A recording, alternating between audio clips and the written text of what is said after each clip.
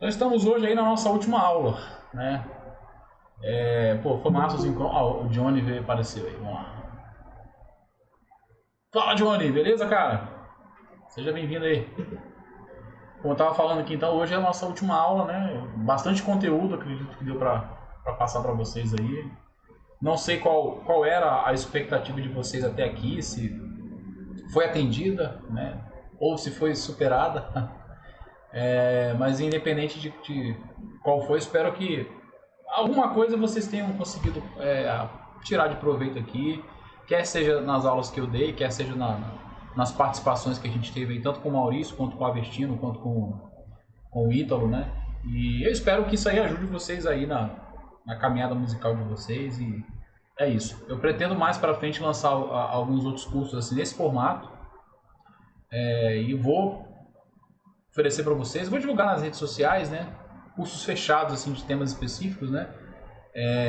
De repente harmonia, eu já até comentei sobre isso, né? Improvisação, pega algum tema assim que a galera, como o pessoal do marketing costuma dizer, que é a dor da galera, né? E a gente trabalhar durante um tempo nisso aí. Eu acho bem legal esse formato porque a gente foca no tema, vai até o final dele. Um detalhe, o curso aqui não é exaustivo, né? Apesar de ter tido bastante informação, não é exaustivo, porque é um tema que está sempre atualizando, quase que diariamente sendo atualizado, então não dá para falar de tudo. Mas eu acho que deu para dar uma noção assim, bem legal. E é isso, então, aula 11 aqui, mas a gente teve um número maior de aulas porque eu não contabilizei aqui as aulas das participações, né? Maurício, o Avestino e o Ítalo, né? E hoje a gente vai falar sobre os assuntos da grade lá que ficavam faltando. A grade de sinal, desculpa, a cadeia de sinal, alimentação, né? Fontes versus baterias, timbrando a guitarra ao vivo ou em estúdio e técnicas de microfonação. Eu não vou nem fazer aquela revisão que eu costumo fazer para a gente poder ganhar tempo, né? E a gente não se estender tanto hoje. Conseguir terminar esse conteúdo todo aqui. Quem me mandou o nome já está com o certificado pronto, estou só esperando todo mundo mandar para mandar logo os arquivos em PDF. Quem quiser depois imprimir aí é legal para ter, né? E de repente, não sei quem já dá aula de guitarra aí, ou de repente pretende começar a dar depois, fica o certificado, é até legal. Às vezes você vai dar aula numa escola, você apresenta assim, eu quero iniciar aqui um curso de setup, eu tenho a formação, você apresenta o certificado, né? É bacana nesse sentido. Não só para botar um quadrinho e botar na parede, não. Vamos lá, então. Mesmo esquema aqui, eu vou lendo, vou comentando e vocês fiquem à vontade para perguntar. Então, a seguir abordaremos um assunto muito importante, a ordem de conexão dos pedais na montagem da pedaleira. Né? Quando eu falo pedaleira aqui, eu estou me referindo aos pedais individuais montados no pedalboard. Né?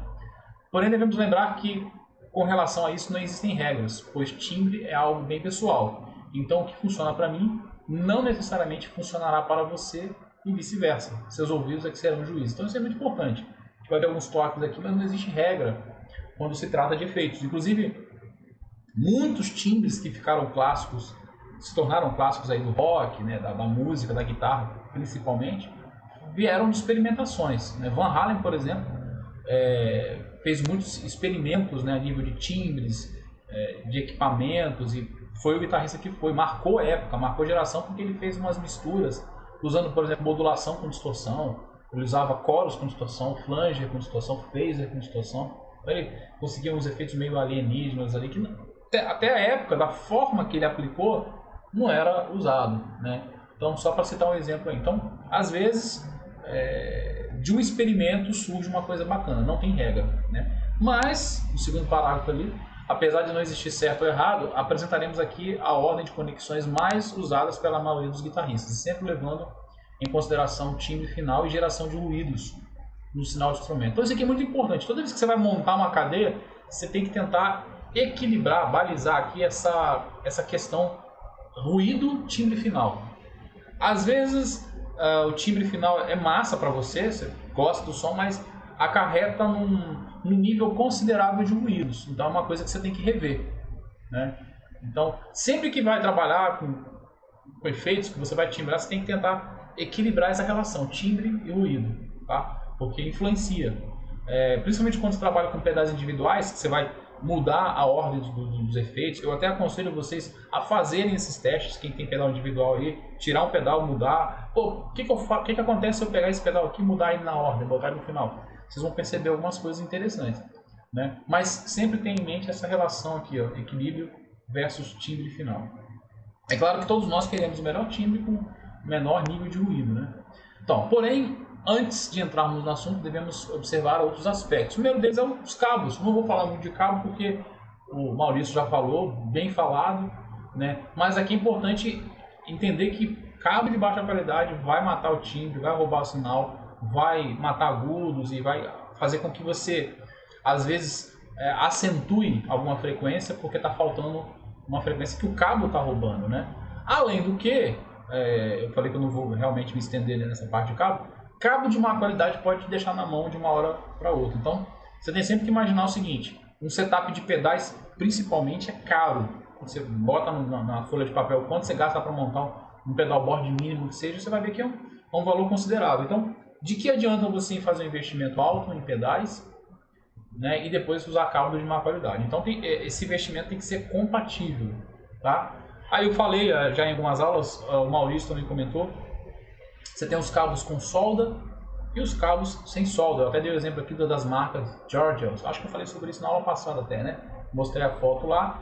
Só que alguns projetistas de pedais e pedalboards famosos, como o Bob Bradshaw e o Pete Cornish, que eu citei na aula passada, são dois caras aí que projetam, fazem projetos de pedalboards e pedais para as maiores estrelas da guitarra aí que vocês conhecem.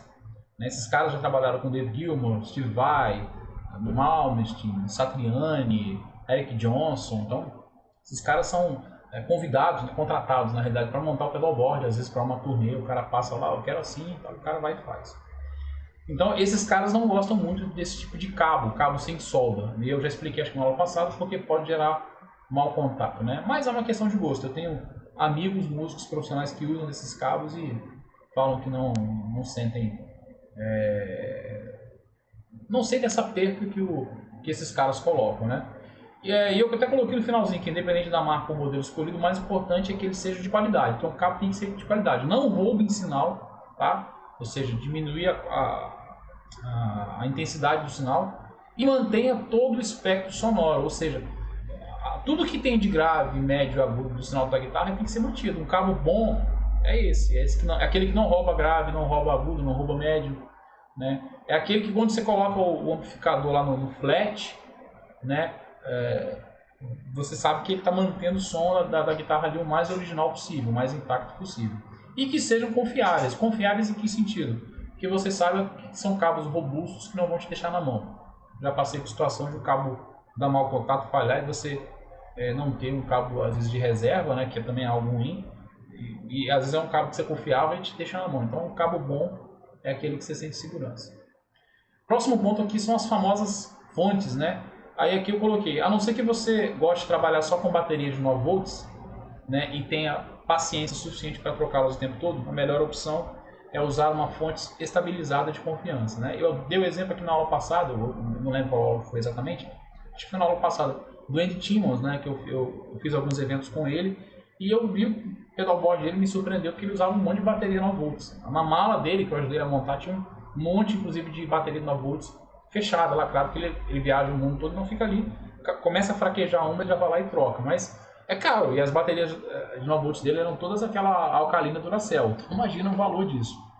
Por mais que lá nos Estados Unidos seja mais barato, que ele é americano, é caro, mas ele prefere porque o que muitos músicos vão falar é que a bateria ela vai ter menos interferência eletromagnética da rede elétrica, então vai deixar o som mais limpo. O som do pedal, principalmente quando você trabalha com saturação, quando você está usando bateria, ele é mais silencioso, né? Não tem aqueles ruídos que são inerentes aí da rede elétrica, né? Então todos eles falam isso, né? Agora, tem que ver se vale a pena, se compensa financeiramente, né? Então a maioria vai optar por usar fontes de alimentação aí para poder economizar, que senão fica caro, né?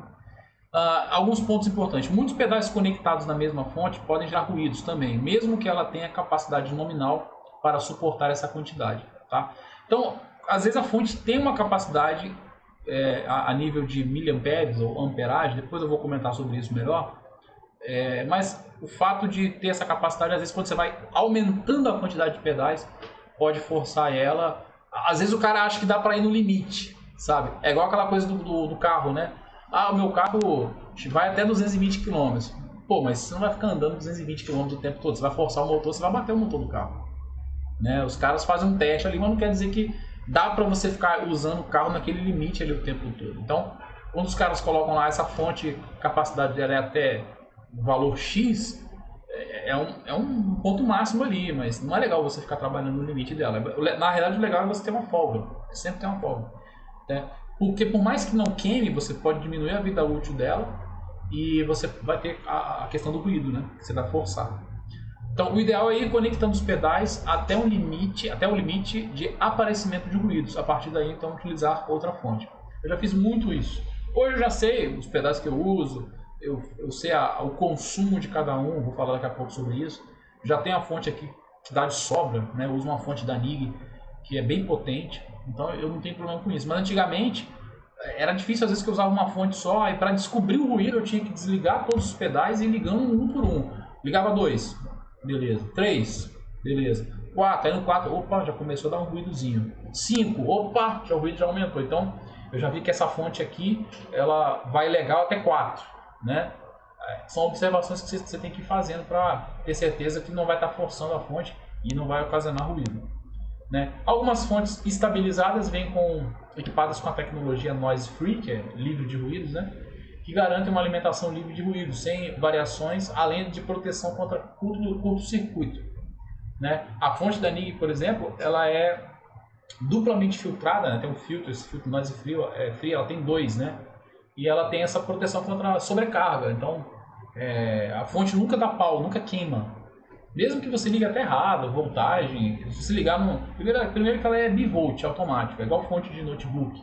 Você ligou, pode ser 110, 220, você ligou, ela já faz a troca ali, né? O ajuste automático. Eu já passei aperto com fonte que não era bivolt automático. Uma vez eu fui tocar em Brasília e fazer um workshop numa loja, liguei, cara. Em Brasília, não sei quem conhece, acho que talvez o Sérgio, que viaja aí bastante, conhece. Lá você tem locais que é 220 e você tem locais que é 110, cara. Tudo no mesmo local. Aí você fica assim, às vezes você muda de rua, de um bairro para o outro, assim, lá num bairro... Acontece muito. Como é que é? Acontece muito mesmo. Você está num lugar, você vai no hotel, aí tá lá 110. No seguinte, você vai lá, no hotel 220. Exatamente. Aí eu não estava ligado nessas coisas, eu tinha acabado de chegar, eu fiquei uma semana lá fazendo evento. No segundo dia, cara, aconteceu isso. No primeiro dia rolou tudo tranquilo, os locais que eu toquei coincidentemente eram 110, a minha fonte estava ajustada para 110. Quando eu cheguei nessa loja, eu liguei, eu comecei a tocar, toquei uma música, meia música. Daqui a pouco começou a subir o cheiro de fumaça e desligou. A fonte não aguentou meia música. Aí o cara da loja, pô, velho, sua fonte estava em 110, eu falei, putz, não me falaram, é que foram me explicar, né? Resultado, minha fonte queimou. Ele me emprestou uma ali para eu poder terminar o evento. Eu fiz o evento com a fonte da loja emprestada. E eu tive que fazer alguns eventos com aquela fonte emprestada. O cara me emprestou, prometi devolver. Eu não queria comprar outra fonte, né? Aí me falaram que tinha um cara lá que abria a fonte, enrolava e fazia manutenção. Aí o cara cobrou coisa de 20, 25 reais, não lembro. Foi barato assim. Eu levei a fonte lá, era uma fonte boa. E só que ela não era bivolt automático, ela tinha chavezinha, 110, 220. Levei lá e consertei, depois eu usei aquela fonte bastante tempo ainda. Mas é uma dor de cabeça, né? É uma coisa que não é legal. Essa da NIG então não precisa, ela é 110, 220 automática. Então, continuando aqui, existem 4 pontos que são muito importantes serem observados em uma fonte. Então, quando você vai comprar uma fonte, o que você tem que observar? Esses 4 pontos que a gente vai ver aqui, ó, para você não errar, para não fazer uma compra errada. Primeiro, voltagem. Voltagem se refere ao fato dela ser 9, 12 ou 18 volts. Né? Primeiro, o que uma fonte faz?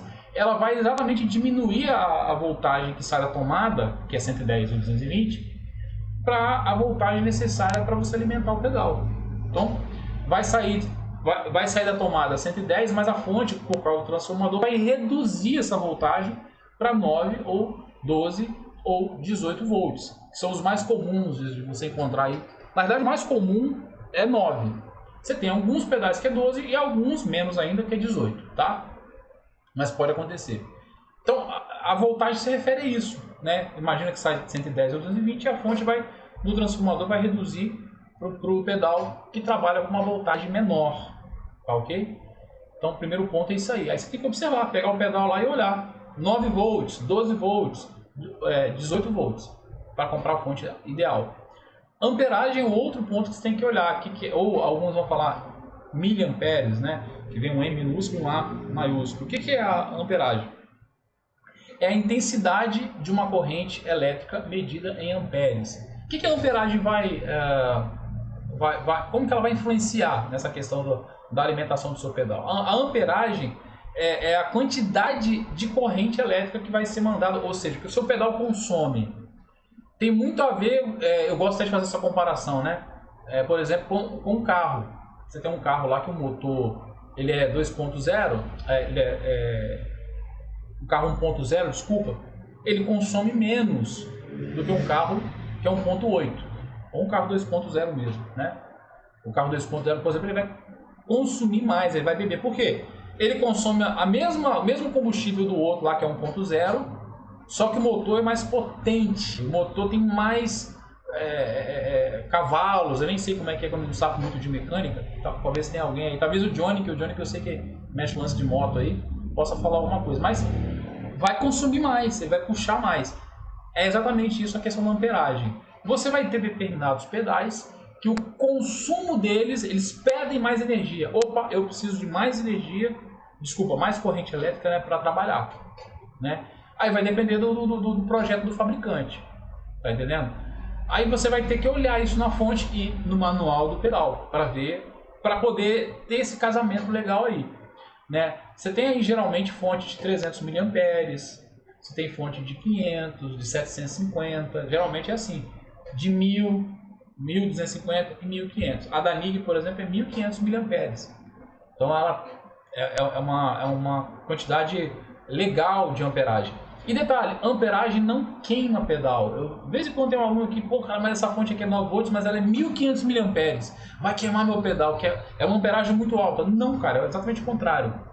Se o seu pedal consome, tem pedal de drive que consome 18 amperes, olha só, e você tem uma fonte de 1500 mA, você tem uma sobra gigante. A sua fonte vai trabalhar fria, ela vai trabalhar tranquila, porque o consumo do pedal é muito pouco. Então ela vai trabalhar numa folga absurda, tá entendendo? Para vocês entenderem como que funciona essa relação aí da amperagem, tá? Mas, Ricardo, como é que eu faço então? O ideal é você pegar todos os pedais um por um, olhar o manual, ver quanto que é o consumo de cada um, porque vai ter lá no manual 300 mA, 150 mA, 20, 18, tal, varia, tá? Você anotar isso no papel e somar. Você vai ter o consumo geral de todos os pedais, se você for usar todos os pedais ao mesmo tempo, que não acontece, né? Ninguém geralmente liga todos os pedais ao mesmo tempo. Se você tiver uma pedaleira com 7, 8 pedais, como eu tenho, por exemplo, você não vai ligar todos os pedais ao mesmo tempo, então eles não vão trabalhar o tempo todo juntos, consumindo o tempo todo, mas faz esse cálculo pensando nisso, para você já ter uma folga. Aí você calculou lá seus 7, 8 pedais, deu lá 800 mA. Aí, obviamente, uma fonte de 300 mA vai ser fraca. Você vai conseguir ligar os pedais? Vai. Você vai botar os cabinhos lá, os conectores. Vai. Você vai ligar lá tudo direitinho. Vai funcionar? Sim, vai ligar. Só que os pedais vão ficar fracos, porque você vai ter um monte de pedal consumindo mais do que a fonte pode entregar. A voltagem é 9 volts. Tá? O consumo é maior. Então, o ideal é uma fonte mais forte. O que pode acontecer? Ruído, em primeiro lugar. E você vai forçar a fonte, podendo diminuir a vida útil dela até chegar a queimar. E pode chegar até a danificar algum pedal. O Johnny colocou aqui, eu achando que a fonte de pedal era tudo igual, sempre comprei qualquer um. Não, não é. A fonte você tem de acordo com o equipamento. Tanto que na loja, geralmente os caras perguntam, né? Ah, que fonte que é? Para quantos pedais e tal. Aí, geralmente o bom vendedor tem que fazer isso, né? Ele tem que fazer esse tipo de pergunta aí para saber, né, o que vai acontecer. Então, geralmente, pedais que são mais simples, pedal de drive, por exemplo, o circuito é simples, o consumo deles é mais baixo. Um pedal que tem mais coisa, que faz mais coisa, que é mais complexo, que tem um circuito mais complexo, vai consumir mais corrente elétrica, né? Então ele vai ter uma amperagem, né, um consumo em amperagem mais alto. Então isso aí também tem que estar bem equilibrado, tá? Depois você vai ter a corrente. A corrente vai se referir ao fato da corrente ser contínua ou alternada, né? O alternado e contínuo eu coloquei ali invertido ali, invertido. Coloquei podendo ser alternada, que é o AC, em inglês é o alternating current, nem sei a pronúncia correta aqui, mas ou contínua, que é o DC. É o famoso AC/DC, que é da onde a banda AC/DC tirou. Tá? Não caia no papo de alguns falam aí que a banda é satanista e que os caras pegaram o AC/DC lá porque antes de Cristo, depois de Cristo. Antes de Cristo era nada, depois de Cristo não era nada. Isso é uma bobagem, tá? Eu sou formado em teologia e isso não tem base bíblica nenhuma. Isso é uma bobagem que os caras estão falando aí. A CDC do AC/DC lá, tanto que na capa do disco, na logo, tem um raiozinho. É o símbolo de corrente contínua, corrente alternada, tá? Na maior parte das vezes, os pedais de guitarra são fabricados para trabalhar com corrente contínua, que é o DC, tá? Esmagadora. A maior parte, pouquíssimos pedais eu peguei na minha vida que era AC, tá? O que vai trabalhar com corrente alternada? Teclado, esse tipo de equipamento, mesinha de áudio, assim, ó. Quando ela trabalha com fonte, geralmente vai ser corrente alternada, tá? A meu pedal é AC. É AC, né?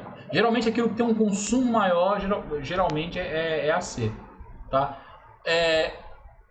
Isso é uma coisa que você tem que observar. Não vai chegar a queimar se você ligar um pedal de corrente diferente do que o equipamento pede, a fonte diferente do que o equipamento pede. Não vai funcionar. Por exemplo, se o Sérgio pegar uma fonte com a mesma voltagem, com a mesma amperagem, mas com a corrente contínua, não vai ligar o pedal dele, não vai ligar o GR dele. Não vai funcionar. Ué, mas não é... Você sabe a voltagem do GR, Sérgio? Cabeça não, mas se eu não me engano, ele é 12. Deve ser 12 volts mesmo. Ele pode pegar uma fonte de 12 volts com a amperagem que pede no manual lá, mas se for de corrente diferente não vai funcionar. Porque são projetos diferentes, não vai ligar. Então, corrente é uma coisa que você tem que observar também. E por último ali a polaridade, isso aqui é mais tranquilo. A polaridade vai falar do positivo e negativo. Onde que está o positivo e negativo no plug, no conector? Você tem um conector lá e o conector, em alguns pedais, aí vai depender do projeto do fabricante, no centro ele é negativo. E a parte externa do plug, que pega por fora, é positivo. Só que algumas marcas invertem isso, invertem o positivo e o negativo. Então você tem que observar isso aí. Por quê? Se você ligar a fonte, não vai queimar, mas não vai funcionar. Tá? Aí às vezes você tem uma fonte, já passei por isso. Você tem uma fonte de uma outra marca ou de um outro modelo lá que ela é a voltagem que você precisa, ela é a amperagem que você precisa, ela é a corrente que você precisa, mas a polaridade está invertida. O que você faz? Simples, corta o fio e inverte. Tá aqui, ó, corta o plug, inverte, faz isso aqui, ó. Aí mete uma solda, já fiz muito isso, porque às vezes você ficava sem fonte, queimava uma fonte, dava um problema. Aí, pô, essa fonte aqui é bacana. Você olha na especificação, que vem na especificação dela lá, né? Aí vem todos os dados dela lá. Aí você vai olhar, pô, essa aqui ela é corrente, a polaridade dela é o positivo interno, negativo externo. Só que aqui tá pedindo o contrário. O que você faz? Corta o fio, inverte, solda, isola com a funçãozinha. Fechou, show de bola. Então são 4 pontos que você tem que observar para saber usar a fonte. Geralmente... Deixa eu ver se tem algum pedal fácil aqui. Não sei se vai dar para vocês enxergar aí. Não sei se está dando para ver aí, né? Aqui, ó, você tem exatamente dizendo, ó. Aqui está dizendo o seguinte, ó, DC, que é corrente contínua, né? 9 volts, 9V. E repare que tem um positivo e negativozinho, ó. Tá vendo? O negativo tá apontando para o centro do plug. Não, na parte de baixo aqui mesmo, aqui, ó. O negativo para o centro do plug. Então, aqui o negativo é interno. Nesse pino central que é negativo. E a carcaça em volta, que é a parte externa do conector, é positivo. Então, o pedal já indica. Se você ligar uma fonte que estiver invertida, ele não vai ligar, ele não vai funcionar. Tá? Então isso é muito legal, são informações que vão te ajudar aí na hora de você escolher a fonte, enfim. E o restante, pessoal, leiam o manual. Leiam o manual, é muito importante. O brasileiro tem uma mania de tentar mexer nos equipamentos, por mais simples que eles sejam, beleza, tal, mas de tentar aprender na marra. O cara compra o celular, ele não lê o manual para saber as funções, você fica limitado. Então leia, gaste aí sai fuxicando a porra toda, achando que é engenheiro. Aí quer que a parada funcione, quer descobrir tudo, quer saber. Pô, gasta um tempo lendo o manual. Eu acho que eu comentei em algumas aulas aqui, eu na época que eu tinha uma Boss GT8, meu irmão, eu revirava aquela pedadeira, eu sabia tudo dela. Eu tinha amigo que me ligavam para pegar dica da GT8. Os caras sabiam, os brothers aqui da minha região, que sabiam que eu tocava, sabiam que eu tinha, e que gostavam do som que eu tirava. E, pô, cara, você tem uma GT8? Me dá um toque, como é que eu faço para isso e para aquilo? Aí você pergunta, mas cara, como é que você descobriu? Cara, eu simplesmente baixei o manual em português, não veio com ela que eu comprei usado. Eu baixei o manual em português no site e mandei imprimir e fazer uma apostilazinha. Qual é essa aqui que vocês estão vendo aqui, ó? Fiz assim uma apostila. Sabe o que eu fiz? O da GR55 também não tem português. Tem que baixar o PDF. Em português tem que baixar. Aí eu fiz isso, fiz uma apostilazinha. Aí sabe o que eu fiz com a apostila? Eu estudei a apostila. Eu abri página por página, eu ia lendo e marcando. Ah, interessante isso aqui. E quando eu vi uma coisa interessante que eu não sabia, eu ia lá, ligava ela, fuçava, tocava. Gastei um tempo. Tem que estudar o equipamento. E, modéstia à parte, eu tirava um sonzão, pelo menos um som que me agradava dela. Eu sabia mexer muito, eu sabia... por exemplo, eu lembro uma época que essa coisa de gravação digital estava começando e tal, e eu tinha ela tinha uma saída chamada SPDIF. Não sei quem já viu essa conexão. Algumas pedaleiras vinham com essa saída, acho que agora não está vindo mais. Aí eu ouvi falar lá que essa saída ela transmitia com mais qualidade, com a quantidade de bits maior. E cara, aí eu falei, vou fazer um teste. E falava lá que era um cabo RCA, funcionava beleza. Fui lá, comprei um cabo bom, um cabo da Santo Ângelo. Paguei até caro, o cabo RCA de 3 metros. Meu amigo, a partir dali eu comecei a fazer todas as minhas gravações só pela saída SPDIF, porque eu tinha uma placa de áudio que tinha uma entrada SPDIF. Então foi a fome com a vontade de comer. Melhorou assim consideravelmente e é uma conexão que ninguém usava. Quase ninguém usava, porque ela era aquela conexão ela é igual de RCA assim mesmo, aqui ó. Igual essa aqui ó. Ela é exatamente igual essa aqui. Conectava um cabinho aqui e tal. Minha placa já tinha uma conexão. Então casava demais, ficava lindo o time. Então vale a pena fuçar, mexer para aprender. Vamos lá, entrando na cadeia então. Não existe uma regra quando se fala na ordem de conexão dos pedais e efeitos. No final de tudo, seu ouvido é o juiz. Porém, alguns fatores devem ser levados em consideração no que diz respeito ao timbre e os ruídos gerados no final do instrumento. A forma mais comum de conexão é em série, ou seja, plugar o output, saída de um pedal, ao input, entrada do seguinte, dando sequência a esse procedimento até o final da cadeia de pedais. Tá? Então, a forma mais comum é em série. In, out, in, out, in, out, até o final, até chegar no amplificador. Então, o cabo sai da guitarra, in, out, in, out, in, out, até o último pedal, out, no in, no amplificador. É a chamada conexão em série. O grande porém é que pedais possuem um ruído inerente ao seu funcionamento, o que amplifica de acordo com a quantidade deles. Então, quando você coloca muitos pedais, eles vão automaticamente amplificar, porque você tem um circuito envolvido ali que trabalha. Principalmente se você estiver usando determinados pedais como saturação, compressão, vão aumentar consideravelmente a quantidade de ruído. Ele não vai amplificar só o som, é tudo que está passando por ele vai amplificar. Então a primeira dica é, posicione os pedais de maior ganho de sinal no início da cadeia. Tá? Um pedal de saturação amplifica o nível de ruído da sua corrente muito mais que um pedal de wah-wah, chorus ou flange. Portanto, se colocado no final da cadeia, deixa eu achar aqui, irá gerar muito mais ruído, pois amplificará o ruído de todos os pedais que antecedem a ele. Então, pedal de saturação coloca no começo da cadeia. Você colocar no final, imagina bem aquela somatória de pedais. Mas ele vai pegar o ruído de um, com o ruído de outro, com o ruído de um, com o ruído de outro, que é menor, né, num grau menor, mas ele vai amplificar mais tudo. Então é melhor colocar ele no começo.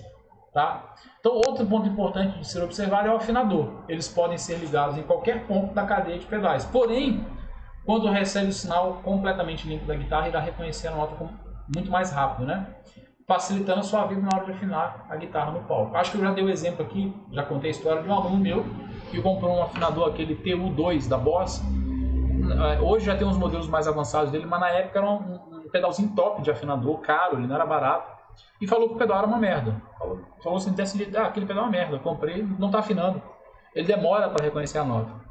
Aí eu falei, cara, esse pedal é massa, eu tinha um no meu board. Alguma coisa tá errado, cara, você tá fazendo errado. Não, tá lá, novinho, botei, vou até vender. Falei, cara, em que ordem na cadeia ele tá? Ah, ele não lembra, cara, eu vou te mandar uma foto. Quando ele mandou uma foto no WhatsApp, o pedal tava o penúltimo da cadeia. Tinha um monte de pedal antes e ele lá no finalzinho. O que acontece? O sinal saía da guitarra até passar por todos os pedais. Ele tinha uns 10 pedais antes dele. Até chegar nele, aconteceu muita perda. O sinal passou por vários circuitos. Então, o sinal chega mais fraco. Então, ele vai demorar um pouco mais para afinar e vai ficar mais fraco. Aí eu falei, faz o seguinte, tira ele daí, bota ele como primeiro pedal para fazer um teste. Quando ele ligou, ele, caramba, agora eu bato, ele já afina, ele já reconhece. Eu falei, claro, orelha seca, você botou ele no começo da cadeia. Então, o sinal sai dele e vai direto para ele, sai da guitarra e vai direto para ele. Então, ele afina mais rápido. Aí ele riu, falou assim, pô, cara, era isso. Então, pô, o pedal é bom. Eu falei, cara, esse pedal é top, bicho. É um dos pedais legais que a Boss tem. A Boss tem uns pedais bacanas e o afinador é um deles. Então, isso é importante. Então, cadê? Continuando ali, outra opção faltou um aqui, ó. Outra opção é isolá-lo com um AB Box ou na saída auxiliar Tuner de um pedal de expressão, o AMI ou volume. Então, outra opção para o pedal de afinador é você colocar ele em um AB Box, que eu já falei na aula passada. O AB Box é aquele que manda o sinal para outro lugar. Então, você pode pegar uma das saídas do AB Box e mandar para o pedal que você quer e a outra mandar para o afinador. Então, o sinal, quando você pisa no AB Box, vai para o afinador e só vai para o afinador, não vai para nenhum outro pedal. Então, ele fica isolado da cadeia, que é legal também porque você corta o som, né? Se bem que a maior parte dos afinadores já vem com a opção de mute, que é você mutar o som, né? Para que não fique saindo som quando você está afinando, tá? E a outra opção também é que alguns pedais, como eu citei ali, pedal de expressão, o AMI e o volume, eles têm uma saída externa, tem um out tuner, que é exatamente para você ligar um afinador para ele ficar fora da cadeia, né? Então é bacana esses pedais que tem isso, porque o sinal é um pedal a menos para o pedal passar, tá? Porque esse pedal que eu citei, eles têm uma saída a mais. Tem a saída tradicional, o out, e tem a saída para afinador, tá? A ligação mais comum utilizada pela maioria dos guitarristas é a seguinte. Essa imagem aqui, pessoal, depois eu quero que vocês analisem com calma, foi eu que fiz. Tá? Eu peguei de desenhos de pedal na internet e montei isso aqui no Paintbrush. É sério, não é zero não. Eu fiz foi fazer assim, colando, aí deu um trabalhinho para fazer o cabinho aqui e tal. Mas é para ficar bem visual, né? Como é que funciona aqui, ó? A guitarra, tá saindo o sinal da guitarra aqui, tá entrando no AMI, que é aquele pedal da Digitech, vai pro oitavador, pitch shifter, depois vem o wah-wah. Na sequência você tem o compressor aqui azul, o equalizador azul também, depois vem o booster, drive, booster, equalizador, depois você vai vir as modulações, que entra chorus, flanger e phaser, pedal de volume e a ambiência. Geralmente você vai colocar aqui reverbs e delays aqui. Aí você de repente pensou assim, caraca, Ricardo, que monte de pedal eu uso, que monte de pedal não. Eu falei, não, calma, isso aqui é só uma simulação se você fosse usar todos, como você ligaria. Repare em primeiro lugar, eu vou explicar cada um aqui, que eu coloquei alguns pedais aqui logo no começo, que é o AMI, o oitavador e o pitch shift. Aí, para cada ponto na realidade, vamos começar a ler aqui que é melhor. Vai ter um textozinho explicando. Então, legal é você ler o texto e olhar a imagem também. Ó, o AMI, oitavador e pitch shifter, que são esses três primeiros aqui. O que vai dizer sobre eles? Ó, alguns efeitos devem ser colocados, deixa eu diminuir um pouco o zoom. Alguns efeitos devem ser colocados logo após a guitarra, pois se forem colocados após outros pedais, podem gerar um sinal embolado ou distorcido, pois necessitam do sinal mais puro possível para fazer alterações de pitch, que é a afinação. É o caso do AMI, do oitavador e do pitch shifter. Não sei se vocês se recordam, mas na aula que a gente falou sobre esses efeitos, são efeitos que trabalham mudando a afinação da guitarra em tempo real. Tempo real. Então, Quanto antes eles estiverem na cadeia, vai ser a mesma coisa do afinador. Eles vão trabalhar com um sinal mais puro. Então eles vão conseguir alterar o sinal mais puro e mais rápido, né? Então é interessante colocar no começo. O wah-wah, quando utilizado antes dos drives, produz timbres mais definidos, presente em todo o curso do pedal. O curso é aquela abertura, né? Então quando você coloca antes do drive, você vai ter um timbre mais definido, desde o mais grave até o agudo, além de um menor percentual de ruído. Essa é a posição preferida pela maior parte dos guitarristas e gera um timbre mais vintage. Vintage é aquele som mais antigo, né? Mais clássico do rock. Era a posição que a maior parte dos guitarristas de blues rock usavam. Jimi Hendrix, Johnny Winter, Stevie Ray Vaughan. Aí os guitarristas mais modernos depois de hard rock, Gary Moore, Van Halen, Slash, todos eles antes da distorção. Essa forma aí. Então quando ligado após o drive, o nível de ruído é acentuado quando os dois efeitos estiverem sendo usados ao mesmo tempo e produz timbres de wah-wah mais radicais. Então tem uma galera que usa o wah-wah depois do drive, porque ele fica mais agressivo, porque você vai ter o sinal sendo distorcido e depois passa pelo wah-wah. É o contrário, né, da dica anterior. Só que esse causa mais ruído, porque você vai passar pela distorção e o ruído da distorção vai somar com o ruído do wah-wah, que também tem um pouquinho de ruído, tá? Mas é questão de gosto. Vou citar um guitarrista que usa o wah-wah dessa forma, é o Andreas Kisser, guitarrista da banda Sepultura. O negócio deles é barulho mesmo, né? Ruído, mas ele usa bem o wah-wah e ele geralmente coloca o wah-wah dessa maneira. Compressor. Se colocado antes dos drives, atua nivelando todas as frequências do sinal de maneira uniforme. Se colocados após as distorções, aumenta também a quantidade de ruídos. Então o compressor você pode ligar tanto antes quanto depois, mas se você ligar depois da distorção, ele vai aumentar também o nível de ruído, tá? Então é importante observar isso. Equalizador 1, porque se vocês observarem na imagem, tem o equalizador 1 aqui e o equalizador 2 aqui, ó. O mesmo equalizador. O 1 é antes da distorção, né?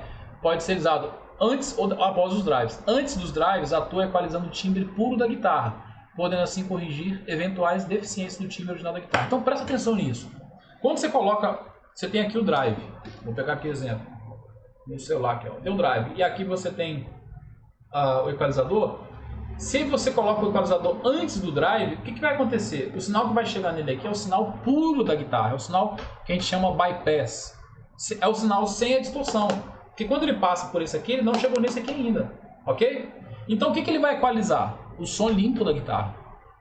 Agora, se eu inverto essa ordem, ele vai passar pela distorção e ele vai equalizar o quê? O sinal já distorcido. Tá entendendo? Então isso vai fazer diferença, obviamente. Tá? Ricardo, qual que é melhor? Aí depende do que você quer. Tua guitarra é magrinha? Tua guitarra tem um som que você não curte muito? O som dela cru? Você quer compensar algumas frequências? Então, coloca aqui antes. Equaliza primeiro, depois liga o drive. Não, tua guitarra é animal. Só que o teu pedal de drive, ele é bacana, mas falta alguma coisinha. Eu quero corpar ele um pouco mais. Coloca ele depois. Aí você liga o drive e equaliza por aqui. Aí você já vai equalizar o som já saturado. Então, é uma questão até de colocar o tico e teco para funcionar, né? Você pensar como se dá a cadeia de sinal, fica fácil até para saber como proceder. O booster 1. Se colocado antes da distorção e overdrive, adiciona volume ao ganho do timbre. Por quê? Basicamente, o que um booster faz é aumentar o volume, tá? Você tem booster que adiciona ganho também, mas a maioria só levanta o volume. Se você coloca antes do drive, o que ele vai fazer? Vai pegar o sinal limpo da guitarra. Ele não passou pela distorção, é a mesma coisa do wah-wah. Desculpa, do equalizador, a mesma coisa do equalizador. Então ele vai só aumentar o volume limpo da guitarra, que vai chegar mais potente na saturação, tá? Overdrive e distorções. Quando o pedal de overdrive é colocado antes das distorções, pode ser usado como boost, adicionando ganho de saturação para o mesmo. Colocando o overdrive antes a distorção, antes do overdrive, faz com que o overdrive atue como um boost de volume, adicionando mais volume e distorção. Como assim? A gente sabe que o pedal de overdrive ele tem um som mais leve que o pedal de distorção.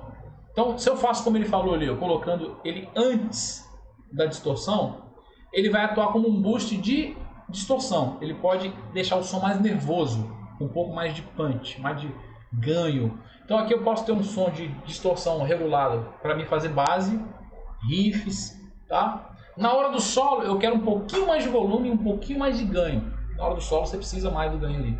eu coloco um overdrive aqui, ajusto o ganho e o volume do jeito que eu quero. Na hora do solo eu piso nele, ele vai dar uma levantadinha no volume e vai dar aquele punchzinho que falta, vai deixar o som mais confortável. Quem usava dessa forma era o Randy Rhoads, né? Falecido Randy Rhoads, quem conhece aí Ozzy Osbourne aí, gravou clássicos aí com o Ozzy, né? Excelente guitarrista, faleceu bem jovem, então ele usava dessa maneira. É bacana usar assim, eu já usei assim também. Quando você inverte, coloca a distorção antes do overdrive, você vai fazer com que o overdrive atue mais como boost de volume, ele vai colocar só mais volume na distorção. Então isso é importante de frisar. Agora, tudo que eu estou falando aqui, se vocês não colocar na prática para testar, quando acabar a aula, daqui a pouquinho vocês já esqueceram. O lance é testar para ver isso na prática. Equalizador 2. Nessa posição, o equalizador atua no timbre distorcido, já comentamos. Booster. Se colocado após a distorção, o overdrive adiciona mais volume, não alterando o ganho do timbre. Falamos sobre isso também.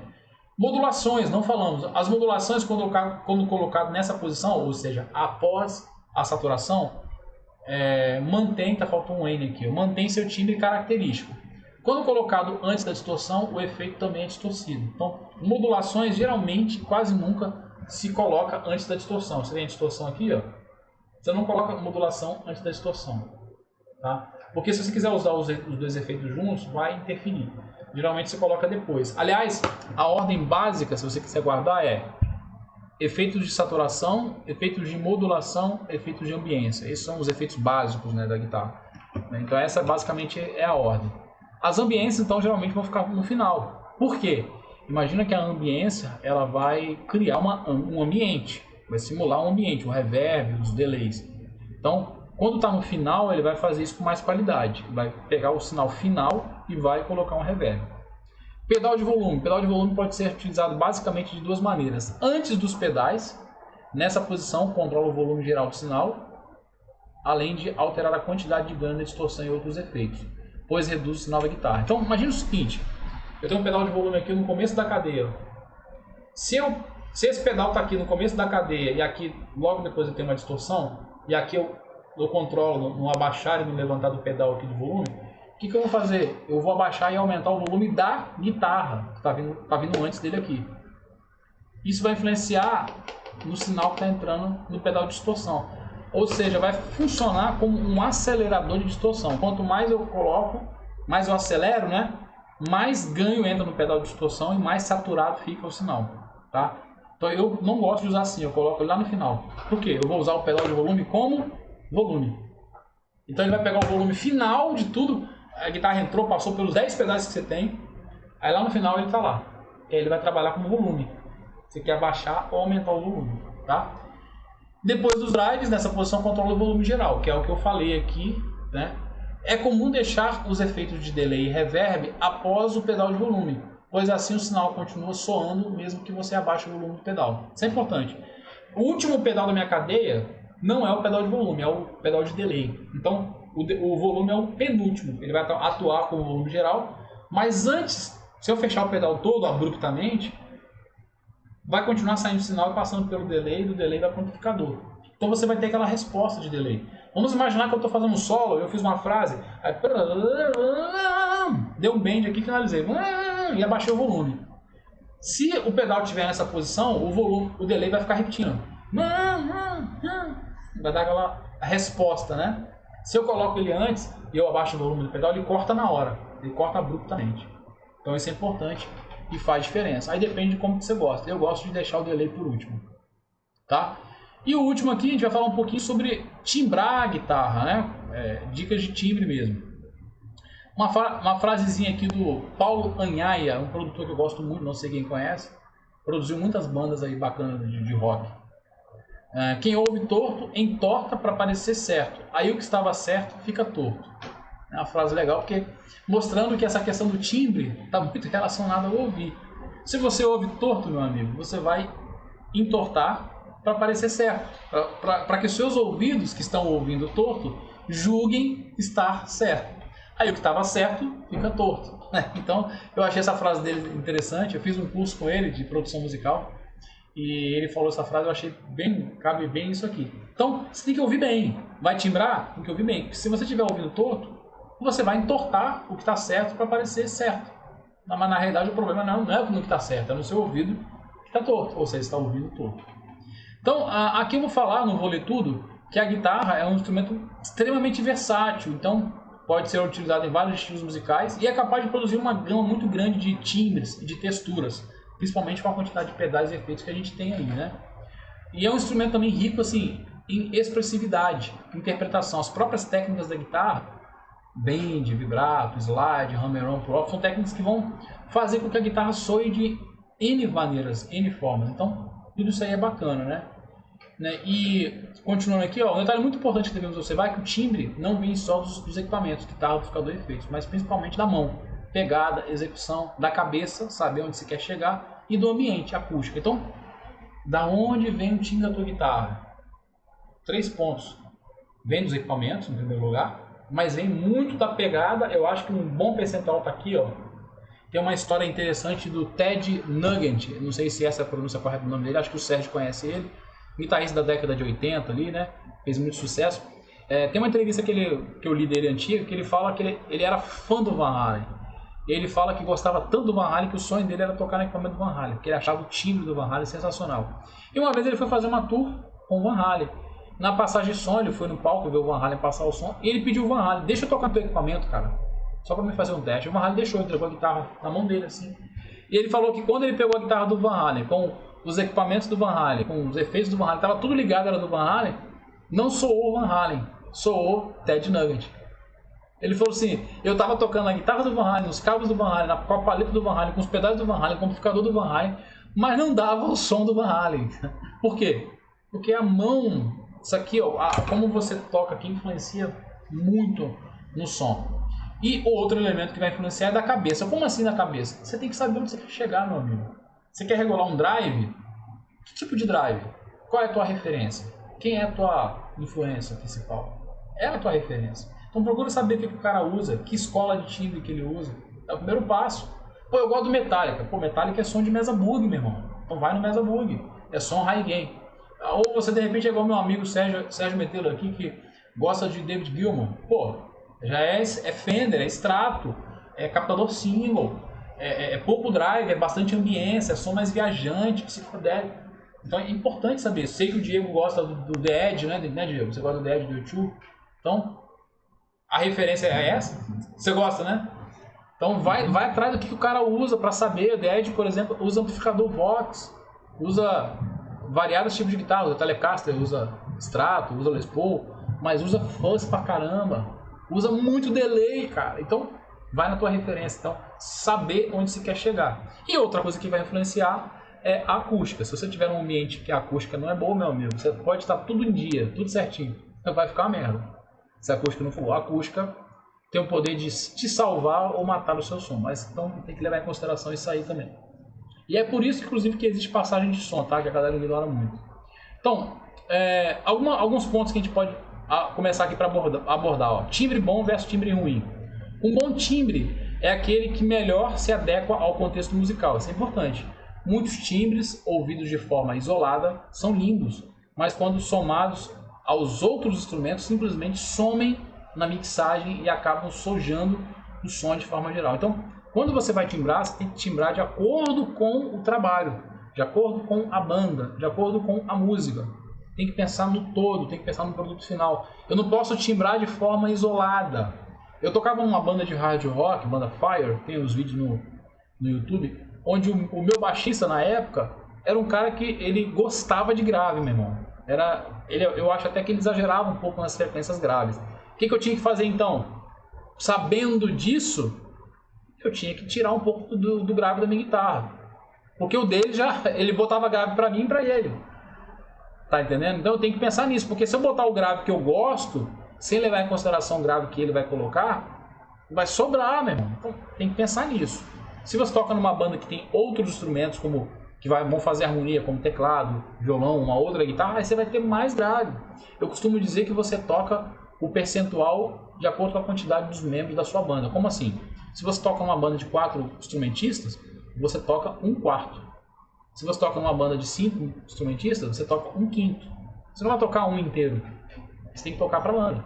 Então é nesse sentido que a gente tem que observar, inclusive na questão do timbre, da equalização, né? Então, outra coisa que pode acontecer também dentro disso aqui às vezes um timbre isolado é feio, mas no todo é bonito, tá? O Steve Vai tem uma frase dele que ele fala numa entrevista exatamente isso, que ele fala que não existe timbre ruim, existe timbre mal empregado, mal colocado. Quem já ouviu o CD do Steve Vai, o Passion and Warfare, né, sabe do que eu tô falando, porque ele usa trocentos milhões de timbres.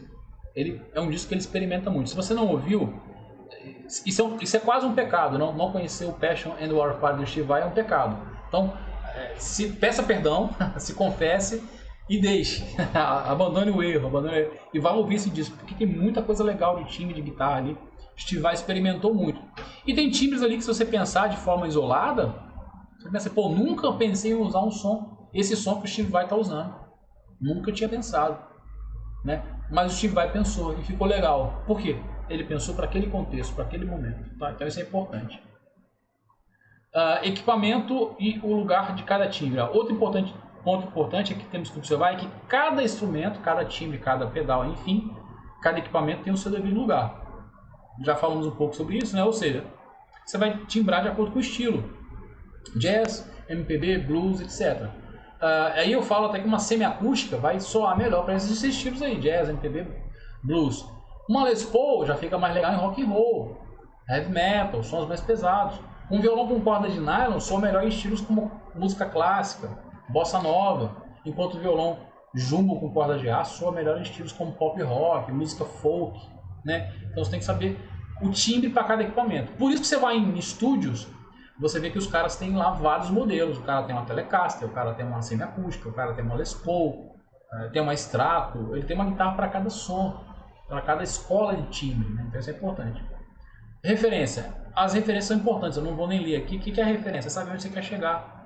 É o que eu falei, dos exemplos que eu dei aqui do David Gilmour, do Slash, do Steve Vai, do guitarrista que você gosta, né? Então a referência vai te mostrar, inclusive na pesquisa que você vai fazer, porque quando você gosta de um cara, eu já fiz muito isso, você quer saber o que o cara usa. Por exemplo, por que eu uso Les Paul? É só porque eu gosto da guitarra? Também, mas em primeiro lugar também bem porque uma das maiores influências que eu tenho é o Slash, e o Slash usa Les Paul. Uma outra influência que eu tenho de guitarra que eu gosto é o Joey Bonamassa. O Joey Bonamassa que usa Les Paul. Então, o timbre de Les Paul me agrada porque eu tenho referências, músicos que usam Les Paul. Então, isso é bem interessante. Então, é bom pesquisar as suas referências, o equipamento usado, o captador usado, que tipo, o amplificador usado, pedal, tipo de microfonação que ele faz, equalização, para chegar onde você quer chegar. É meio caminho andado, né? Tá, sobre palcos pequenos, o que fazer em palcos pequenos? No palco pequeno de um pub, bar ou igreja, geralmente o amplificador tem duas funções: o de monitor, que é o retorno, né, para o músico, e também de mandar o som para o público. Nesse caso, o ideal é um amplificador de maior potência, sendo indicado combos de tamanho médio a grande e de no mínimo 20 watts para cima, se forem valvulados. Se forem transistorizados, no mínimo 30. Tá? Então, para palcos pequenos, se for um amplificador valvulado, no mínimo 20 watts. E se for transistorizado, no mínimo 30. Porque menos do que isso, num palco, mesmo que seja um palco pequeno, você não vai se ouvir. Já que geralmente, nesses palcos pequenos, o amplificador ele funciona como retorno para você, um monitor para você se ouvir, e também para mandar o som para o público.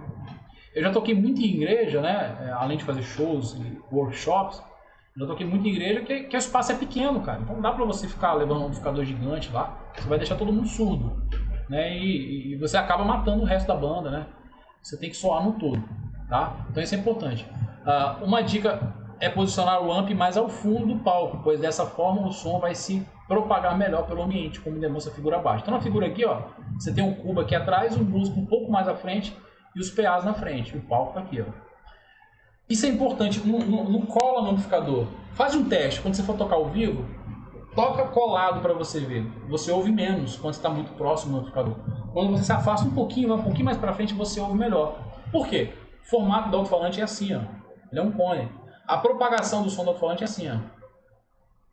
Ela vai abrindo, tá? Então, se você se afasta um pouquinho, você consegue captar melhor o som que está saindo do amplificador. Para palcos médios, como é que vai funcionar? Num palco médio, de médio porte, geralmente temos a opção de microfonar o amplificador, ou seja, colocar um microfone na frente do falante, né? A dica aqui é posicionar o amp apontado para os ouvidos do músico. Pode-se até usar suportes próprios para isso, existentes no mercado. Como não há preocupação de mandar o som para o público, já que o amp será microfonado, o amplificador irá trabalhar exclusivamente com o monitor. Tá? Então acontece, às vezes você vai tocar num palco, na maior parte das vezes você coloca um amplificador apontando o falante para o público. Mas como vai ser microfonado, não existe essa obrigatoriedade, você pode colocar de lado. Na igreja que eu frequento, o amplificador ele fica de lado, ele não fica de frente para o público. Por que ele fica de lado? Porque eu consigo colocar ele até meio inclinado, ele fica meio assim, ó, jogando o volume pro meu ouvido aqui, ó. Eu fico um pouco afastado e ele joga o volume para mim. E o microfone está na boca do falante ali, captando. Então o que vai sair para o público é o som do microfone, não é o som do meu amp. Então não preciso colocar tão alto, né? Então isso é interessante. Não precisa colocar apontado para o público. Alguns técnicos de som até preferem que você coloque assim, porque você fica com menos som indo para o público, né? O som fica mais ali no palco. Tá? Um erro muito comum é posicionar o amplificador no chão, logo atrás do músico, apontado para as pernas. Dessa forma o músico não irá ouvir com clareza os agudos e os médios, tendo a impressão que o timbre está abafado, sem brilho. Isso se dá por causa do efeito de direcionalidade do alto-falante.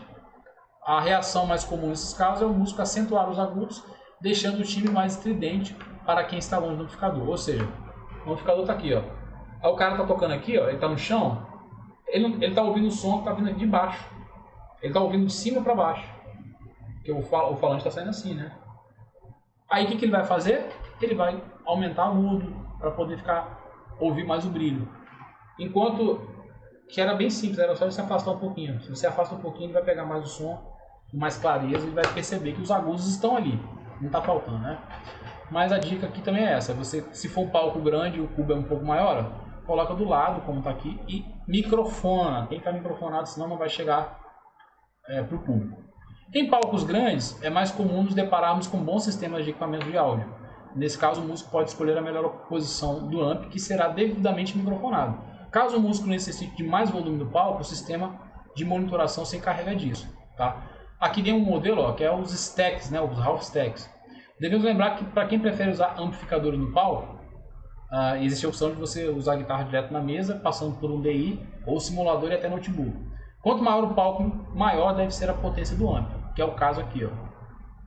Nesse caso, um half stack, cabeçote com uma caixa 4 de 12, é boa dica. Existem caixas 4 de 12 inclinadas, onde os falantes superiores estão projetados para cima, em direção aos ouvidos do músico, enquanto os falantes inferiores estarão projetados para o som da frente. Então, é o que acontece com essa caixa. Eu já tive exatamente essa configuração aqui, ó. Eu tinha um cabeçote desse da PIV, que é o Valve King 100, que é animal, um dos melhores amplificadores que eu já tive na minha vida. Vendi porque era muita potência para tocar aqui, eu quase não saía para tocar. E até nos lugares que eu ia tocar era tanta potência que eu não conseguia trabalhar com ele. Eu ia tocar, todo mundo falou, Ricardo, sua guitarra está muito alta.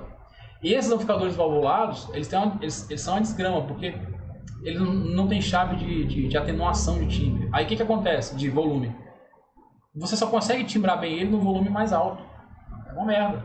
No volume mais alto, meu amigo, fica bom pra caramba. Mas só que no volume mais baixo ele fica mais magrinho. Você não está excitando as válvulas, né? Você tem que excitar a válvula. Aí tem que abrir mais. Aí quando você abria que ficava o timbre nervosão bom, os caras, pô, bicho, tá cobrindo a banda toda. Tá vindo só a guitarra. Aí eu ficava naquela luta, né?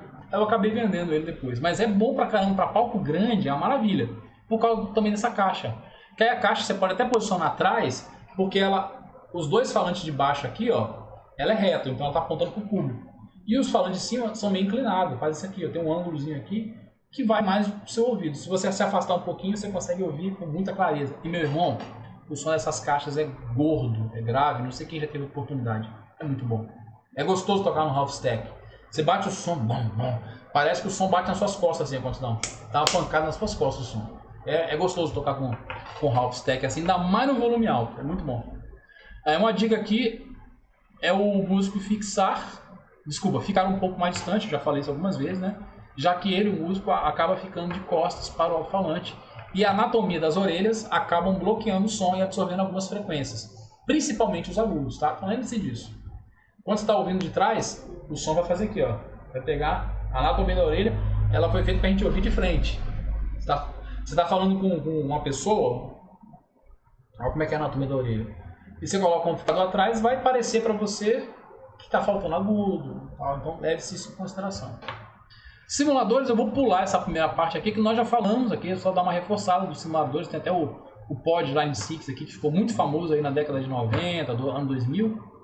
Mas aqui tem outra opção que você pode usar em palco também, que é os softwares para PC, notebook, são os plugins VST, como Amplitube e o Guitar Rig, por exemplo. Eu uso bastante o Guitar Rig para dar aula, para gravação. Muitos dos meus vídeos que vocês veem no Instagram, que eu gravo rápido, eu gravo com o Guitar Rig. Não é pago não, Ricardo? Hã? Esse Guitar Rig não é pago não? Você tem a versão paga e tem a versão craqueada na internet, né? Você acha a versão craqueada, mas eu já usei tanto o Guitar Rig quanto o Amplitube. O Amplitube tem um CD de uma banda que eu gravei. Vocês acham esse CD no Spotify, Deezer, no iTunes? Só botar lá, Worship Meu Destino, é o nome do disco. Uma banda que eu toquei. A gente gravou o disco todinho com o Amplitube, tá? E de uns anos pra cá eu tenho usado muito o Guitar Rig e eu sou apaixonado por ele. Muitas opções, muitas configurações de pedal, de efeito, de microfonação, de caixa, como vocês estão vendo aqui. Eu teria que fazer uma aula só para falar sobre ele, porque é muita opção, muita função, muita ferramenta. Dá para timbrar e dá para gravar muita coisa legal. No meu disco, o último que eu lancei, que foi o The Journey, vocês acham também nas plataformas de streaming aí, eu usei algumas coisas também dele. Eu não gravei só com ele, mas eu gravei solo com ele, eu gravei base com ele, gravei som limpo com ele. É muito bacana. Você liga na placa de som. Agora a pergunta assim, qual o problema você tem algum problema no computador ou não? Craqueado? Repete para mim que seu áudio cortou, deu uma cortadinha. Vamos lá. Tem algum problema no assim, judicialmente, ou então no computador você usar um Guitar Rig craqueado? Cara, bom, se a empresa descobrir, dizem que pode dar um processo, mas eu nunca ouvi falar de por exemplo, uma empresa dessa de áudio que processou um músico que estava usando um produto. Alguns vão falar que não é seguro, que pode vir com algum tipo de vírus, né, alguma coisa instalada. Uhum. Essa versão que eu tenho, cara, eu peguei com um aluno na época para testar. Ela é uma versão que não pede nem... ela já instala direto. Ela não pede nem senha, não pede nada. Né? Não, porque você quando entra, já entrei você tem lá, realmente, tem Guitar Rig, aí tem 5, tem até numeração agora, 5. O meu ele é mais antigo, o meu é a versão mais antiga, eu não atualizei. Porque esse aqui já atende pra mim. Eu nem sei como é que tá a última versão, como que tá. Devem ter melhorado a qualidade, mas esse aqui já me atende bem. Que eu uso pra dar aula, pra fazer gravação, essas coisas assim, então me atende. Aí eu nem atualizei não. Mas tem os principais amplificadores, né? Tem, ó. Aqui por exemplo que vocês estão vendo aqui, tem uma configuração que eu uso bastante, ó. Esse Hot Solo aqui é o Soldano, é uma marca de amplificador chamado Soldano. Aqui geralmente a galera conhece os mais conhecidos, né? Marshall, Fender e Mesa Bug, mas Soldano também é uma marca muito conhecida. Eu me amarro nesse amplificador. Aí que eu estou usando uma caixa 4 de 12, você pode mudar a configuração da caixa aqui, e o microfone condensador. A gente vai falar de microfone daqui a pouquinho.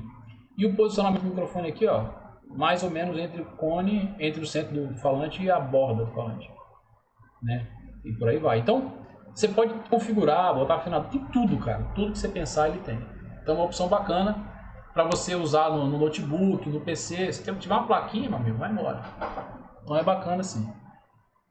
Façam o teste. Outra opção de ligar a guitarra em linha é o Direct Box. Você não precisa microfonar. Esse Direct Box da Behringer aqui especificamente, ele tem uma simulação de caixa acústica. Então ele fica maravilhoso para distorção. Você clicou, ele simula como se tivesse uma caixa acústica microfonada. Então o som da guitarra fica bem bacana, né? Aí você não precisa microfonar. O que é um Direct Box? É um DI que alguns vão falar, né? Ele vai adequar, ó, a impedância de entrada com a impedância da mesa de som, tá?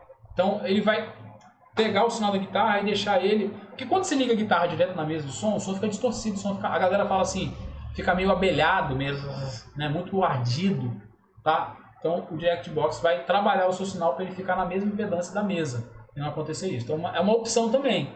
Você pode, por exemplo, ligar direto da pedaleira na mesa, direto da pedaleira na placa de som, passando pelo Direct Box. Então você vai ligar pedaleira, Direct Box, mesa. Pedaleira, Direct Box, placa de som. Então ele vai dar essa atenuada aí na impedância, né? Deixando, vai casar as impedâncias, tá? É uma outra opção. E sobre microfonação, aí aqui eu vou falar rápido, depois eu peço que vocês leiam, né? A gente tem alguns modelos de microfonação mais usados. Tem só esses? Não, tem vários outros. São quase infinitos.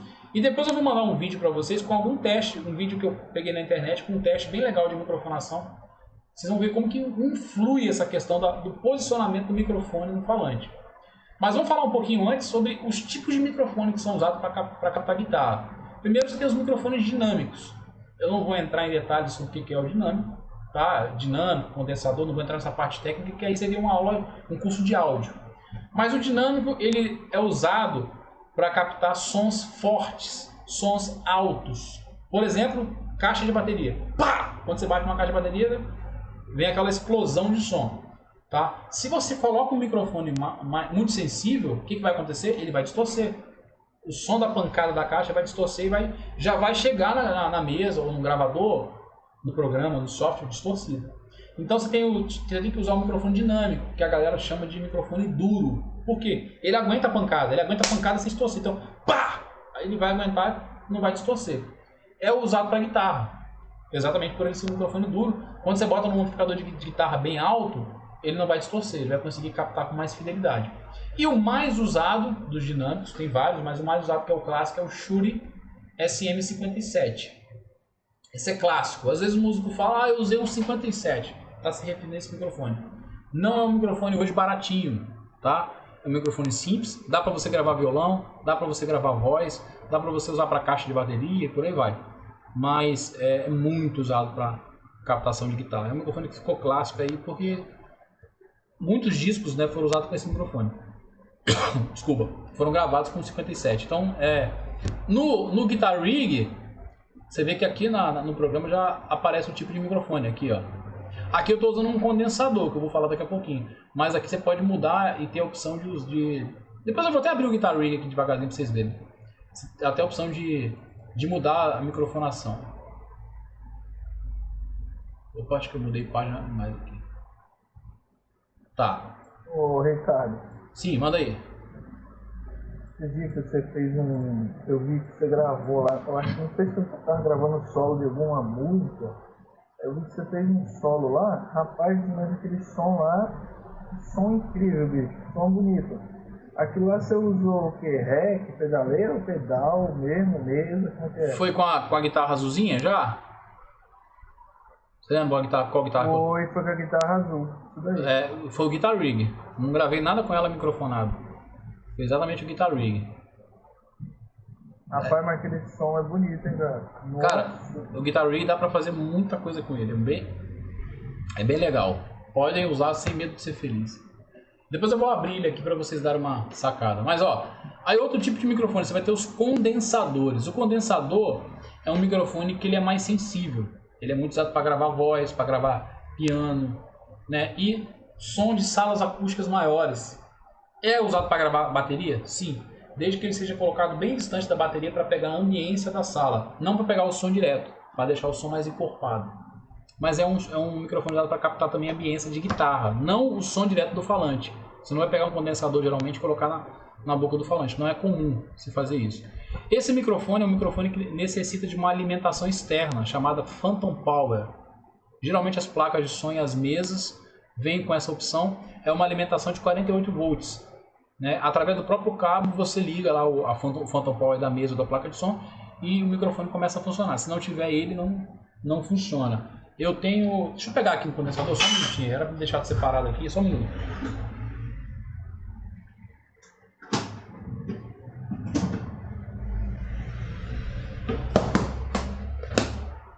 Eu tenho dois condensadores aqui, ó. Tem esse aqui da AKG.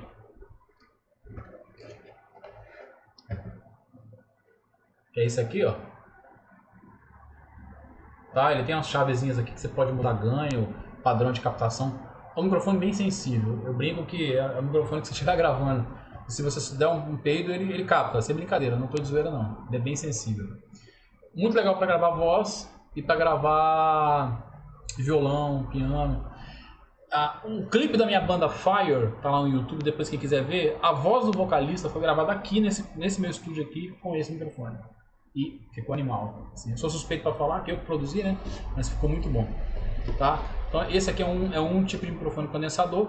Quando você liga o cabo nele, você liga a alimentação, ele começa, ele liga, né? Uma luzinha. O outro condensador que eu tenho aqui, ele é um padrão diferente, é fininho, é um TSI, é o TSI C3. Esse aqui, ó. Esse microfone aqui, ele tem várias aplicações, você pode usar para gravar voz, coral, só que ele é um condensador direcional. Esse aqui que eu mostrei anteriormente, ele capta muito som, muita ambiência. Esse aqui ele é forte, ele é sensível, se você botar numa caixa de bateria, por exemplo, ele vai distorcer, mas ele capta mais direcional. Eu uso, por exemplo, a voz, se eu botar aqui, ó, ele vai captar bem o som. Mas também precisa de uma alimentação. Repare que ele tem um botão aqui de liga e desliga. Então quando eu ligo o cabo aqui, eu tenho que ligar na placa de som o Phantom Power para poder alimentar. Se eu não estiver usando um cabo XLR e não tiver uma mesa que tenha Phantom Power, eu tenho que botar, ó, ele desmonta aqui, ó. Aí eu tenho que botar uma pilha nele para ele funcionar.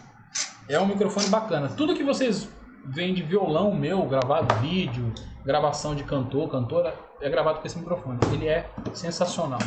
É muito bom. Então, o condensador também é bom para algumas coisas. Agora, para guitarra, geralmente eu não uso muito condensador, não. Eu uso mais o Shure SM57. No momento eu estou sem. Eu vendi o meu SM57 e me arrependi. Tá caro pra caramba agora com o álcool do dólar, mas é interessante. E aqui eu não vou ler, eu vou só falar rapidamente. Você vai ter posicionamentos, ângulo e distância de microfonação. Esse material particularmente ficou bem legal, as fotos foi eu que fiz, ó. Você tem aqui em primeiro lugar um posicionamento de microfone chamado On-Axis, que é chamado também de Close Micing, ou microfonação fechada. Por quê? Repare que o microfone está na boca do falante. Deixa eu até pegar aqui o TSI aqui para usar só de referência, só de modelo. Nessa microfonação, imagina que o falante está aqui, ó. Você coloca ele bem colado na tela do falante, reto. No centro, tá? On-axis, que quer dizer no eixo ou no centro, né? Nessa posição, o microfone é apontado diretamente para o centro do falante, a uma distância de mais ou menos 5 centímetros. Essa posição minimiza realimentações e vazamentos. É excelente para quem não tem uma sala devidamente tratada. O resultado é um timbre mais ríspido e agudo. Uma dica para obter variações tonais é movimentar o microfone levemente para a direita ou para a esquerda, ou para cima ou para baixo, até conseguir um som desejado. Outro ponto importante a ser observado é que se o gabinete tiver mais de um falante, vale a pena testar qual soa melhor antes de gravar, tá? Então, primeira coisa, posicionou o microfone, você pode chegar um pouquinho para o lado, para o outro, para cima ou para baixo. Nesse posicionamento aqui, para achar às vezes uma pontinha de agudo, uma pontinha de grave que está faltando. Porque o alto-falante, ele joga som em toda sua extensão, né? Só que não é a mesma frequência em todo lugar, tá? Então é interessante você ver qual vai ficar melhor. Depois aqui ele fala que uma dica para obter variação tonal outro ponto é, se o gabinete tiver mais de um alto-falante, vale a pena testar qual soa melhor. Por quê? A gente acha que às vezes o alto-falante tem 2, 3, 4 falantes, todos os falantes soam iguais. Não, cada um tem um som diferente. Eles não são, por mais que seja o mesmo modelo, mas não soam iguais. Ninguém consegue entender e explicar isso. É igual uma guitarra, né? Eu posso ter uma guitarra, o Sérgio tem uma Fender, eu posso ter uma guitarra da mesma marca, do mesmo modelo, do mesmo ano, mas uma soa diferente da outra. Mesma cor, fabricado no mesmo dia, pelo mesmo cara, mas soam diferentes, né?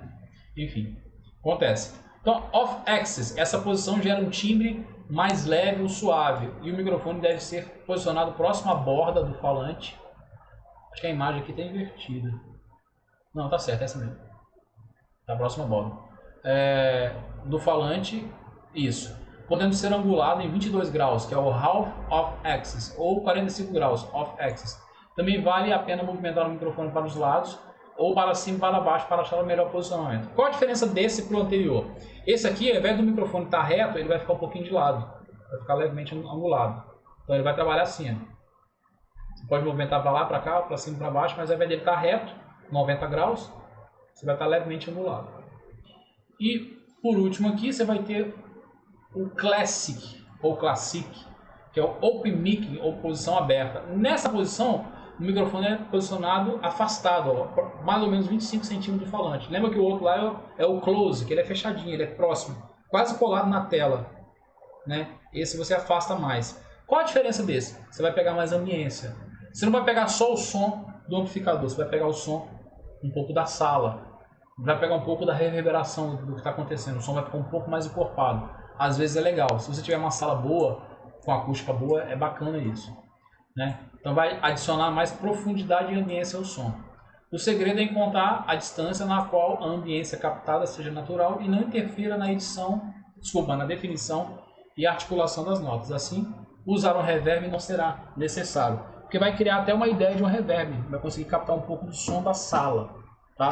Muitos músicos fazem isso. Às vezes os caras até fazem dobra de guitarra, sendo que uma ele grava em posição close mic e a outra open mic, né? Então isso aí é interessante também. E é isso.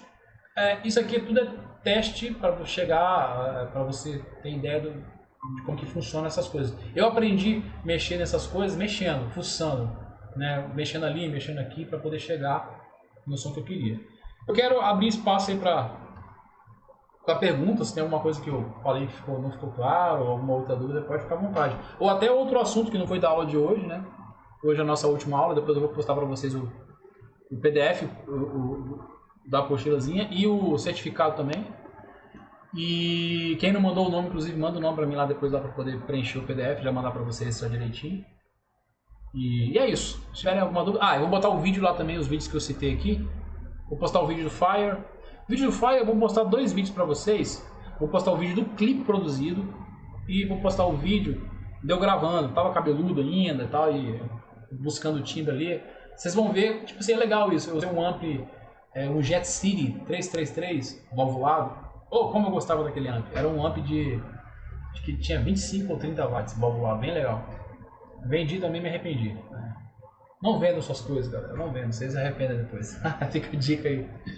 E o que acontece? Eu gravei com esse amplificador aqui com o Shure SM57, usando essas dicas que eu estou passando para vocês aí. Depois vocês vão ver o timbre final, cara, produzido, o som da guitarra. Bom, eu gosto, né? Eu achei o som da guitarra bem legal. E é isso. Perguntas, fiquem à vontade.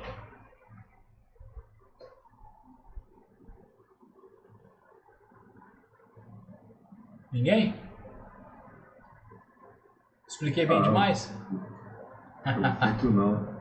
Seria interessante só depois, não sei se caberia isso, curso até, porque eu sou muito leigo mesmo com essa situação de mexer, por exemplo, no Guitar Rig, né, no outra coisa. Eu acho que seria interessante depois, se você quiser. Sim. Interessante. A gente pode, eu até abrir ele aqui, quer ver uma rapidinho aqui mostrar pra vocês? Deixa eu ver se eu consigo. Ver se chega pra vocês aí. Chegou? Apareceu aí? Aí tá a tela dele, ó. Aí aqui, ó, eu posso selecionar. Eu tenho aqui o Guitar Amps, tá vendo? Cliquei aqui, ó. Eu tenho um AC Box. Aí vamos imaginar aqui, ó. Você, Sérgio, que é um cara safo, olha só. O One May. O que isso aqui te lembra? O One May, Brian May. É o timbre simulando o timbre do Brian May. Tá entendendo aqui, ó?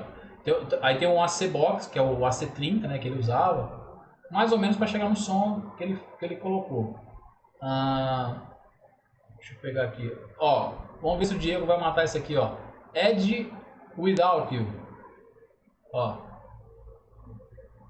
Quad Delay, Studio Reverb, ó. Isso aqui é um timbre, eu não testei, tá? Já vem de fábrica, a ideia é imitar o som do The Edge. Tá entendendo? Por aí vai. Isso aí você até acho que conversou comigo uma vez, na aula que eu faço com você. Sim. E que como eles podem botar o nome tipo mesa bug, então sim, pode botar marcha, ou eles têm que mudar só o nome. Exatamente, mas eles dão uma dica para a frente aqui, quem conhece o AC30 da Vox sabe que é isso aqui. Aí eles colocaram AC Box. E o amp, o nome do amp é Vox, um V de voz, né, em latim, Vox AC30. Eles botaram AC Box. Então, pô, o cara que é esperto já consegue sacar. Você quer ver, por exemplo, Vamos pegar aqui, ó. Esse aqui, ó, é o Hot Solo, ó. Tá vendo que eu cliquei aqui, ó? Tá piscando aí, ó. É o Hot Solo. Se você pegar, digitar no Google aí, soldando, vai aparecer exatamente essa cara aqui, ó. É o amplificador soldando. E esse aqui é o Distortion laranjinha. Qual é o pedal que é Distortion laranjinha assim? É o Distortion da Boss. Tem 3 botões, ó. Os botões igualzinho da Boss, ó. Aqui, ó. Ó o Shure SM57 aqui, ó, os microfones, tá vendo? Você pode clicar aqui, ó. Mudou o microfone, tá vendo? Ó, mudou. Ó, agora entrou um condensador, ó. Ó, voltou pro Shure. Então eu tenho 1, 2, 3, 4, 5 microfones que eu posso escolher. Caixa aqui eu tenho um monte, ó. Eu tenho uma caixa 4 de 12 aqui, ó. Tá mudando, ó. Ó. Sem caixa, se eu estivesse ligando direto, ó. Direct Box, ó, o DI. Então ele é bem legal, dá até pra brincar, né? Aqui você tem modelos diferentes de posicionamento, ó. Repare essa bolinha aqui no centro, ó. Mostra onde estaria o direcionamento do microfone. Só que vai funcionar melhor quando você bota aqui no... Aqui tem outras opções de microfonação para essa caixa. Isso é interessante. Tá vendo? Cada caixa vai ter um grupo de microfones. Aí quando você bota no Shure SM57, por exemplo, que é esse aqui, aí eu consigo mudar aqui, ó. Ué, não tá mudando. Deixa eu voltar aqui no que eu costumo usar, peraí. Aqui, ó. Tá vendo? Ó, captação no centro do falante, captação na borda, captação no meio. Tá? Aí aqui você tem o reverb, que é isso aqui. Você tem o delay. Você tem um control room, que é a sala. Você pode, inclusive, em salas diferentes, eu posso montar kits diferentes, como se eu estivesse usando várias salas ao mesmo tempo. Eu posso colocar até 8 salas, que é absurdo. Eu tenho um metrônomo aqui que eu posso ativar, ó. Não está saindo o som do metrônomo, não sei porquê. Ah, porque a guitarra não está conectada, tem que estar conectada para ativar. Eu tenho um afinador aqui também, ó, para afinar a guitarra. Eu tenho um tape deck aqui que eu posso colocar um playback, uma música para tocar, ele vai funcionar como um player também. Enfim, então são muitas opções. Se você quer um Marshall, por exemplo, ó. Ó o Marshall aqui, ó. Ó o Tube Screamer verdinho aqui, tá vendo? Então são muitas opções, cara. Realmente não dá para mostrar tudo. E isso tudo aqui dentro, por exemplo, eu falei do Mesa Bug, ó. Até falando que o Sérgio citou, ó. O Mesa Bug tem um amplificador chamado Rectifier. Rectifier. O que eles colocaram? Gratifier. Para um bom entendedor, o cara saca, né? Pô, isso aqui é a simulação do Mesa Bug. É o som pesadão, metálica, aquela coisa toda.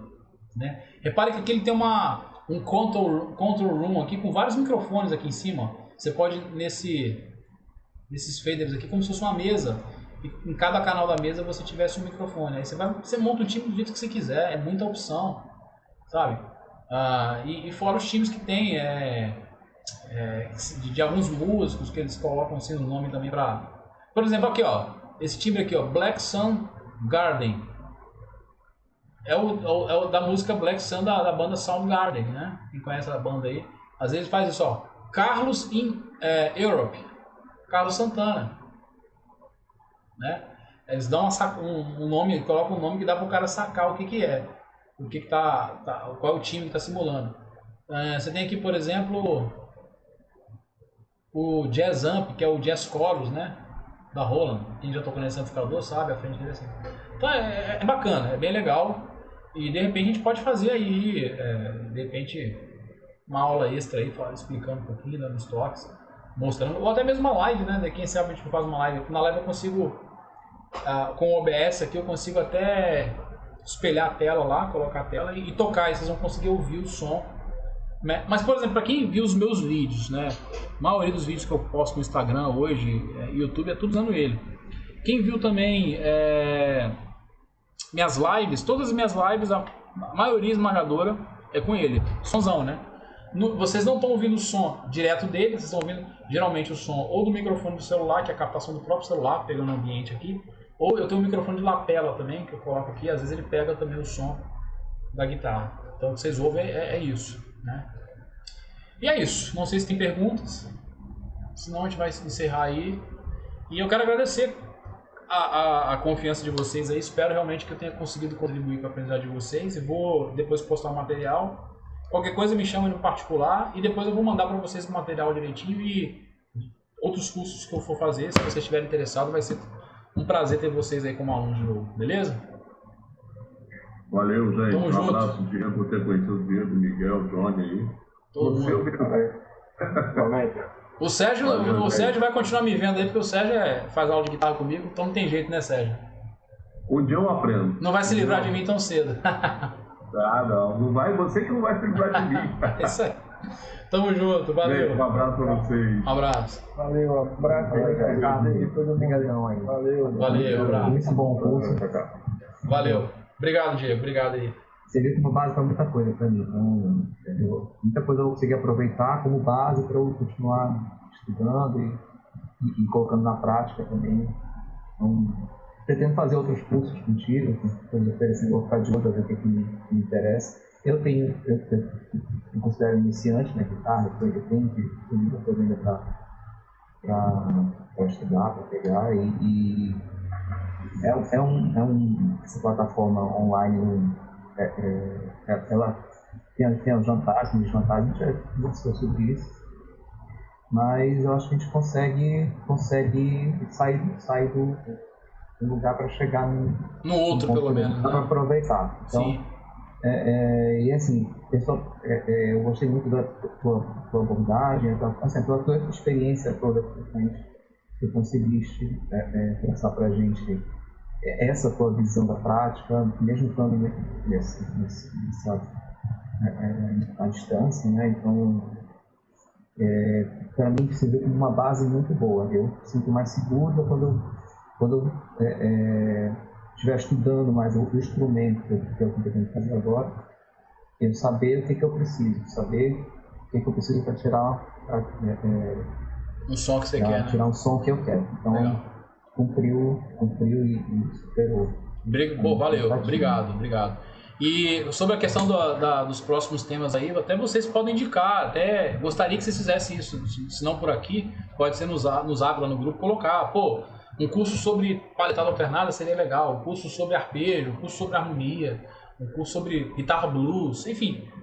Aí eu preparo esse material aqui, muita coisa do que eu passei para vocês eu já tinha escrito, né? Mas muita coisa eu escrevi especificamente para as aulas. Então, se tiver que preparar material específico, a gente faz, a gente monta um curso aí, monta a grade. Porque essa grade eu montei, quando eu comecei a divulgar o curso, eu pensei no curso, eu falei, vou montar a grade aqui, como eu acho que tem que ser o curso. E é isso. Então vocês podem opinar também, dar dicas aí, do que vocês gostariam, né?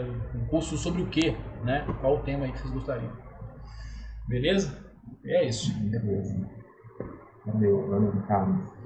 Então valeu, a gente vai se falando lá. Miguel, abraço. Valeu, um abraço. Até mais. Valeu. Valeu.